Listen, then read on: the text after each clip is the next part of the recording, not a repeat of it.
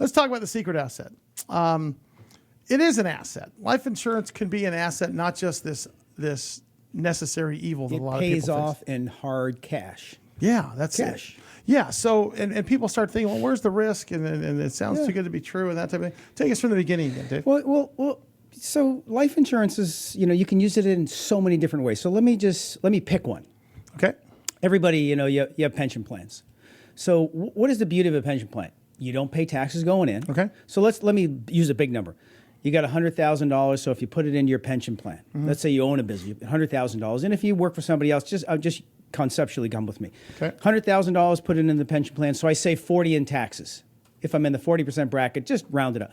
So I saved 40,000. I put 100,000 in my pension plan. Didn't pay any taxes. Okay. That 100,000 grows to $1 million in 25 years. All right. So on $1 million, then I'm going to take it out. Yeah. How much do I take out net after taxes? If you're in the 40% tax bracket, $600,000. $600,000. Right. So I just took my 100,000. I saved 40,000 up front, but it's costing me $400,000 in taxes at the end. Okay. So who wrote the rules to that game? Yeah, that's a bad. And plus, you invested with after-tax dollars in the first place, right? Invested in after-tax dollars. So wait a second. I would rather have a program where I could I would rather pay the $40,000, pay the tax today, and never ever pay taxes again on the interest, dividends, or capital gains. Okay. So what you do is, yes, fund your pension plan. Yes, you can buy life insurance in your pension plan, because the second thing to that is, when you die, the only money that ever comes out of a pension plan tax-free is the death benefit minus the premium. The premium goes back in the plan, and the death benefit. You'll never, ever get money out of a pension plan tax-free. The only thing that ever comes out is if you die and you have a life insurance there, not only did you pay the premiums with tax-free dollars, which everybody loves, but the death benefit minus the premiums comes out tax-free. Okay. It's one of the most incredible benefits of all time. So to get back to full circle there is, so my solution is, I want to pay the taxes up front, then put my money in, never pay taxes on the interest, dividends, or capital gains. That's what's called a life insurance policy. You overfund the term cost, the cost of insurance. So, for instance, let's use you as an example, as we did earlier in the show, is if I take you at 52 years old in 2 months, your closest age, and for 10 years you say, look, in the next 10 years, I'm going to put away $50,000 a year into this life insurance policy. We buy the minimum death benefit. At the end of 10 years, you put in $500,000. We let that money grow tax deferred. And let's say in the S&P, the index, the hedge of 0 floor, 13% cap. Okay. Let's say we average over the next, till you're 70 years old, we average 7%. Historically, it's about 8.4. Okay. Then you could take out over the next 10 years $122,000 a year tax-free, which is $1.2 million. Yeah. You put in $500,000, you took out $1.2 million, you had life insurance, they actually paid you to own life insurance. So my question is this, is that if this is, I guess my big fear is this. Right. Will the regulators come up and put the kibosh on this? The regulators could always come up and put the kibosh on everything. What I've seen historically in the past, and have they tried the insurance industry? It's not on anything I've seen. Okay. But this country is in such tough shape. There's no sacred cows. Okay. But I would just say in the past, what I've seen them do is grandfather everything up to that point. Okay. But so far, look, all the congressmen and all the senators, everybody owns life insurance. I think it'll be a lower down the list, and I think the life insurance lobby is extremely strong. Yeah. Because we're talking about everybody. Over 70% of the people in the United States count on life insurance products for their financial security and retirement. Sure.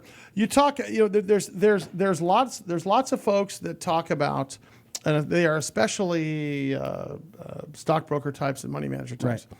That have a pretty pat saying for life insurance, and that is buy term and invest the difference. Right.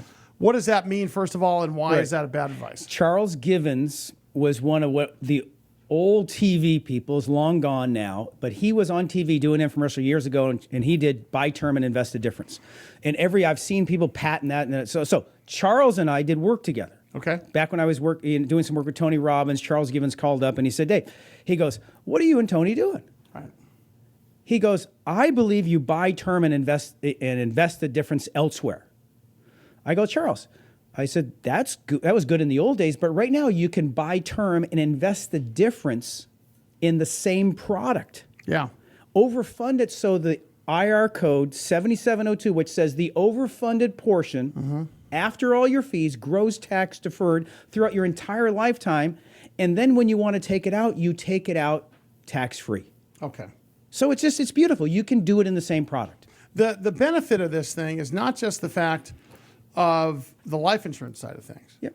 It's the tax benefit of this thing. Yeah. In fact, is in your mind, is that a bigger benefit? Yeah, I think the biggest benefit, so you're either going to buy life insurance for the living benefit where you use the cash as a supplemental retirement, and it's the most incredible vehicle there is. How do people do that? So- how do you use cash when you have a life insurance policy? So life insurance policy is just like we said, buy term and invest the difference in the same product. Use a universal life or a whole life product is what we use. We buy them and we drive the death benefit down. The IRS says you can grow that tax deferred as long as you buy a minimum of life insurance based on your age and the amount you're putting in. Right. So you always do that. The people who say, "Oh, don't buy life insurance. Oh, yeah, that's nothing but an expense." They know nothing, generally speaking, about life insurance. They're scared. They basically focus their efforts elsewhere and they try to scare people. But if you look at the math, and in my book, The Secret Asset, I talk about the math. And it's all mathematical.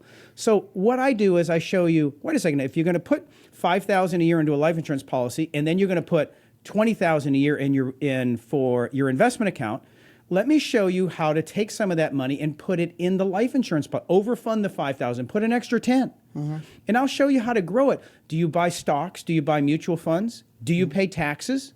Sully? Sure, we all do. Why? If you overfund and put that money into a life insurance product, the excess cash drops into this S&P hedge with a zero floor, 13% cap. You can never, ever lose money again, and you'll never pay taxes. The tax issue. You'll never pay it. The tax issues there. David Darkanzel is the author of The Secret Asset, Making Millions in Investment Grade Life Insurance. You can go to thesecretasset.com.